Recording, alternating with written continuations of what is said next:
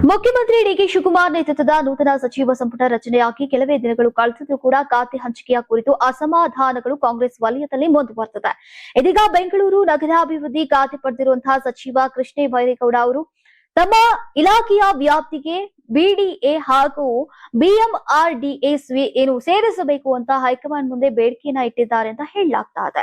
ಮೂಲಗಳ ಪ್ರಕಾರ ಶನಿವಾರ ಖಾಸಗಿ ಹೋಟೆಲ್ನಲ್ಲಿ ನಡೆದಂತಹ ಸಭೆಯಲ್ಲಿ ರಾಜ್ಯ ಕಾಂಗ್ರೆಸ್ ಉಸ್ತುವಾರಿ ರಣದೀಪ್ ಸಿಂಗ್ ಸುರ್ಜೇವಾಲಾ ಅವರ ಸಮ್ಮುಖದಲ್ಲಿ ಕೃಷ್ಣ ಬೈರೇಗೌಡ ಅವರು ತಮ್ಮ ಅಸಮಾಧಾನವನ್ನು ವ್ಯಕ್ತಪಡಿಸಿದ್ದಾರೆ. ಇನ್ನು ಬೆಂಗಳೂರು ನಗರಾಭಿವೃದ್ಧಿ ಇಲಾಖೆಯ ಪ್ರಮುಖ ಕಾರ್ಯ ಚಟುವಟಿಕೆಗಳು ಬಿಡಿಎ ಮತ್ತು ಬಿಎಂಆರ್ಡಿಎ ಮೂಲಕನೇ ನಡೆಯುತ್ತೆ. ಈ ಎರಡು ಪ್ರಾಧಿಕಾರಗಳನ್ನ ಖಾತೆಯಿಂದ ಹೊರಗಿಟ್ರೆ ಇಲಾಖೆಯ ಕಾರ್ಯ ವ್ಯಾಪ್ತಿ ಬಹುತೇಕ ನಗರ ಪಾಲಿಕೆ ಹಾಗೂ ಆಡಳಿತಾತ್ಮಕ ವಿಷಯಗಳಿಗೆ ಮಾತ್ರ ಸೀಮಿತವಾಗಿರುತ್ತೆ ಅಂತ ಕೃಷ್ಣ ಬೈರೇಗೌಡ ಅವರು ಅಭಿಪ್ರಾಯವನ್ನ ಪಟ್ಟಿದ್ದಾರೆ ಎನ್ನಲಾಗಿದೆ.